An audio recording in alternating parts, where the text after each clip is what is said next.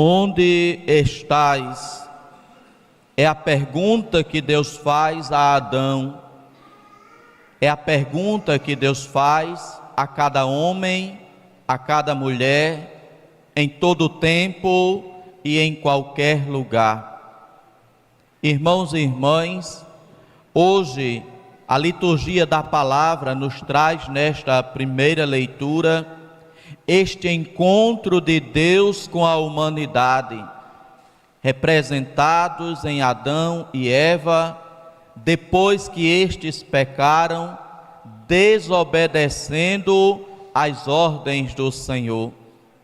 E neste reencontro de Deus com a humanidade, surge então a pergunta feita por Deus: onde estais?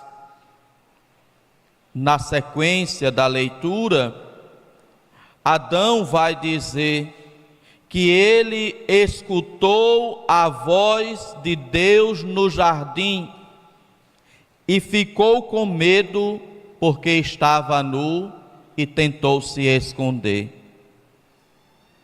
Este encontro, como dizia, aconteceu depois do pecado, depois da desobediência do primeiro casal, Adão e Eva.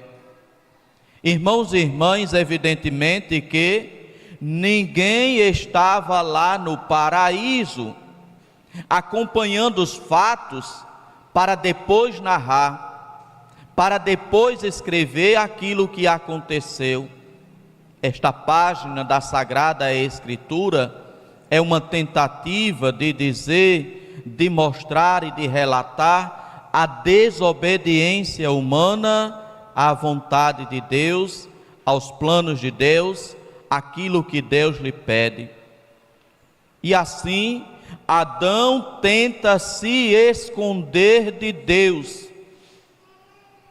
É o que todo e qualquer homem, toda e qualquer pessoa tenta fazer depois de transgredir, de desobedecer as palavras do Senhor.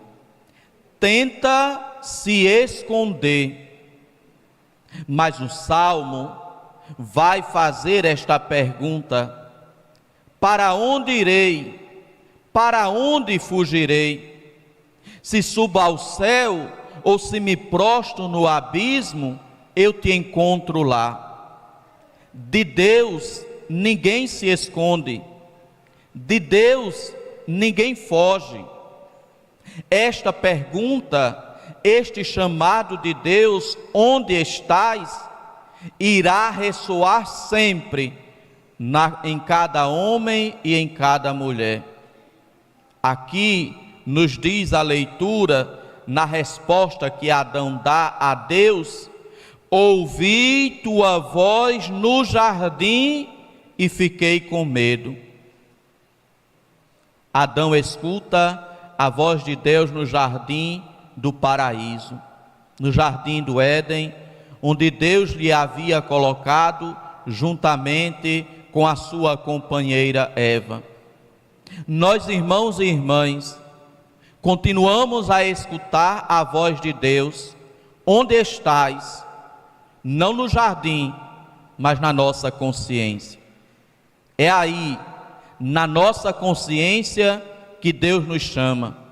É aí, na nossa consciência, que Deus nos fala. Lugar sagrado, que nenhuma pessoa, que nenhuma criatura tem acesso a não ser Deus. Pela consciência, Deus nos fala. Pela consciência, Deus nos orienta. Pela consciência que cada homem e que cada mulher tem, ao tomar consciência de sua vida, ao ir crescendo, ao ir tomando consciência de si. Meus irmãos e minhas irmãs, consciência não depende de religião. Consciência não depende de credo algum que a pessoa professe. Consciência não depende de condição social. Consciência não depende de estudo algum. Todo e qualquer homem tem consciência. Toda e qualquer mulher tem consciência, e é nesta consciência que Deus fala, é nesta consciência que Deus pergunta: onde estás? E essa pergunta, evidentemente, irmãos e irmãs, trata-se não de uma pergunta apenas geográfica. Onde estás? Eu estou em Juarez Távora. Não, não é este o sentido da pergunta. Deus pergunta por onde nós estamos caminhando, o que nós estamos fazendo, o que nós estamos realizando, como tem sido a nossa vida. Onde estás? É a pergunta de Deus que ressoa na consciência de cada homem, que ressoa na consciência de cada mulher, e cada um tem que dar a sua resposta. Cada um tem que responder a esta pergunta de Deus. Se não responder nesta vida, haverá de respondê-la no dia do seu juízo perante o Senhor. Onde estás? Por onde andastes? O que fizestes? Cada um, individualmente, pessoalmente, precisa oferecer a Deus a sua resposta, a resposta de sua vida, a resposta de sua atitude. Ouvi tua voz no jardim, responde Adão, e fiquei com medo. Por que Adão ficou com medo? Porque pecou, porque transgrediu aquilo que Deus lhe havia dito, aquilo que Deus lhe havia ordenado, que ele poderia comer de todas as árvores do jardim, menos da árvore do conhecimento do bem e do mal. Fiquei com medo. É assim, irmãos e irmãs, o que o pecado faz dentro de cada homem e de cada mulher, faz com que o homem e a mulher tenha medo de Deus. Esta resposta de Adão é também muitas vezes a nossa própria resposta. Quando pecamos, quando nos afastamos do Senhor, daí então o medo bate à nossa porta.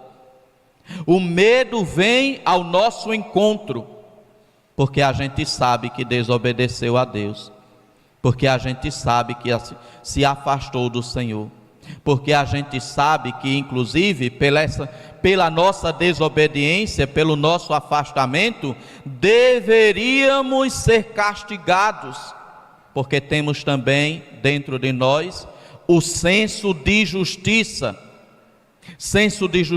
que diz: ao pecado corresponde um castigo. Onde estás? Ouvi tua voz no jardim e fiquei com medo, porque estava nu. Adão descobre a sua nudez quando peca. Ele antes estava nu também, mas isso para ele não era motivo nem de medo, nem de vergonha diante de Deus. Por isso, quando ele diz estava nu, Deus, com as suas próprias palavras, vai dizer: como percebestes que estava nu? Porque ele transgrediu, porque ele desobedeceu. Agora ele tem medo, agora ele tem vergonha de Deus. E é assim também que o pecado faz em cada homem e em cada mulher. Primeiro inspira o medo, medo de Deus, medo do Criador, medo do Pai. Depois inspira em si próprio a vergonha, vergonha daquilo que fez, vergonha daquilo que causou, vergonha daquilo que provocou.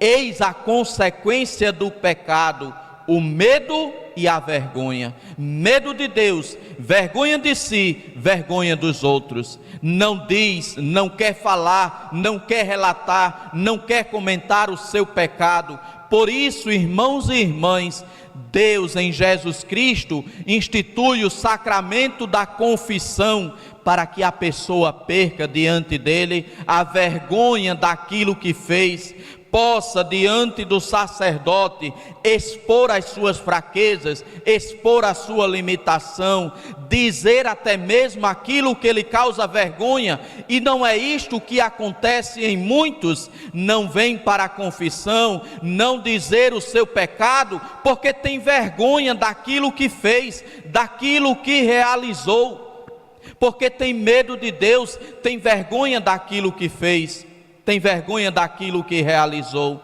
É a consequência do pecado. Estava nu, diz Adão para Deus. É o que cada homem e cada mulher sente depois do pecado. Se sente nu diante dos outros, diante de Deus, com a sua nudez, com a sua fraqueza, com a sua limitação.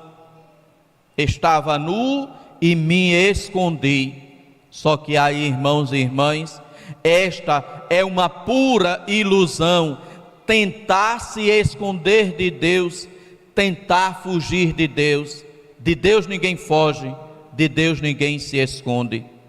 Ou procura o Senhor nesta vida, ou se encontra com o Senhor nesta vida, ou haverá de se encontrar com Ele na outra vida, para assim ser julgado por aquilo que fez.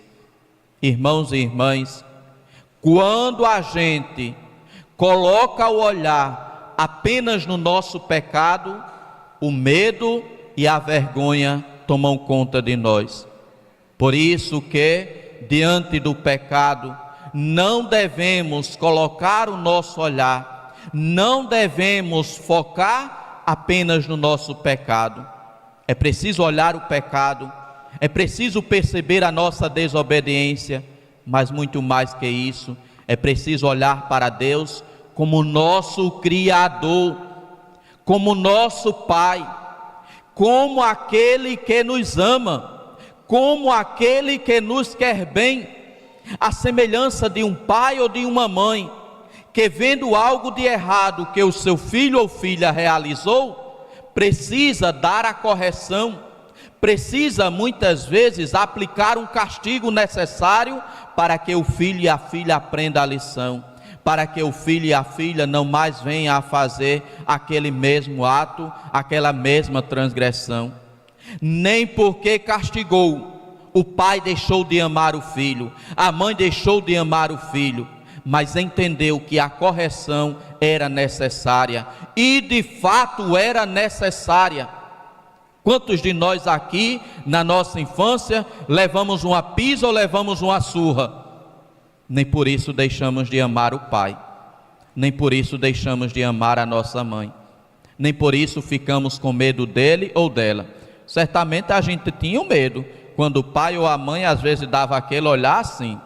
Mãe às vezes olhava e dizia: olha, quando fazia assim a gente preparasse o couro, porque vinha um beliscão, viu?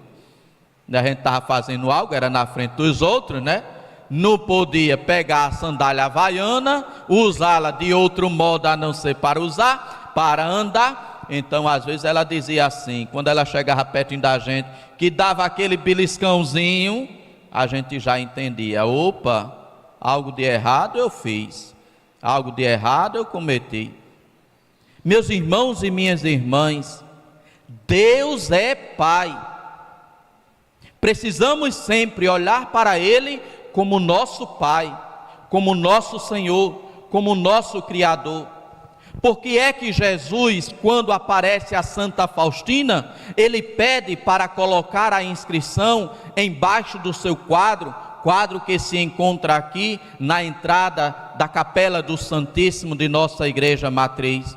Jesus pede para se colocar a inscrição: Jesus, eu confio em vós. É isto que Jesus espera de nós, diante do nosso pecado, não o medo, mas a confiança. Porque o nosso pecado é a nossa miséria, é a nossa fraqueza, é a nossa limitação. Miséria, fraqueza e limitação que deve se encontrar com a misericórdia do Senhor. E esta misericórdia do Senhor é sempre maior do que a nossa miséria, é sempre maior do que a nossa fraqueza. Assim, irmãos e irmãs, quando o pecado bater à nossa porta, quando cairmos diante da tentação, não tentemos nos iludir como Adão, se escondendo de Deus. De Deus ninguém foge, de Deus ninguém se esconde. Corramos ao seu encontro, abramos os nossos braços, vamos como aquele filho pródigo, retornar para a casa do Pai e dizer: Pai, pequei contra Deus e contra ti. Deus, o nosso Pai, haverá de nos abraçar como aquele pai da parábola do filho pródigo, haverá de nos perdoar, haverá de nos acolher, porque Ele nada mais quer do que a nossa verdade e do que a nossa salvação. Ele é Pai, sua alegria não é condenar, Ele quer salvar, e para isso inclusive Ele mandou o seu Filho à terra, para nos salvar, para padecer, para morrer, para sofrer, para assim nos garantir o perdão dEle, para assim nos garantir a felicidade do paraíso. Irmãos e irmãs, diante de Deus, por maior que seja a nossa fraqueza, não tenhamos medo, não tenhamos vergonha, nos dirijamos a Ele com confiança. Ele não haverá de nos decepcionar, Ele haverá de nos acolher, Ele haverá de nos abraçar, Ele haverá de nos perdoar, porque é isto que Ele tem para oferecer: o seu abraço, o seu perdão, a sua acolhida. Que esta página da Sagrada Escritura ajude-nos a compreender a dinâmica do pecado dentro de nós.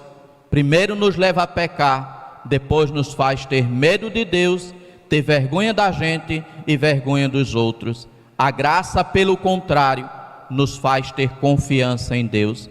Peçamos a graça de Deus diante dos nossos pecados e de nossas fraquezas.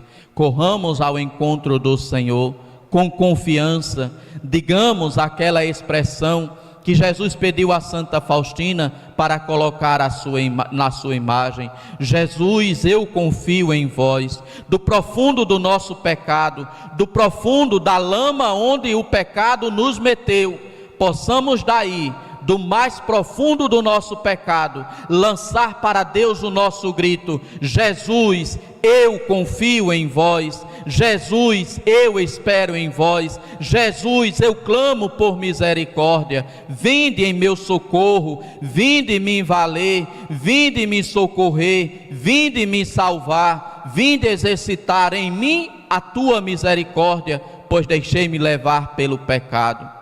Não tenhamos vergonha de Deus, não tenhamos medo de Deus, a Ele nos dirijamos com confiança. Jesus, eu confio em vós. Digamos juntos: Jesus, mais uma vez, Jesus, eu confio em vós. Pela terceira vez, Jesus, eu confio em vós. Louvado seja nosso Senhor Jesus Cristo. Meditemos então, irmãos e irmãs, nesta pergunta de Deus e na resposta que Adão dá a Deus. Onde estais? Ouvi tua voz no jardim. Fiquei com medo porque estava nu e me escondi.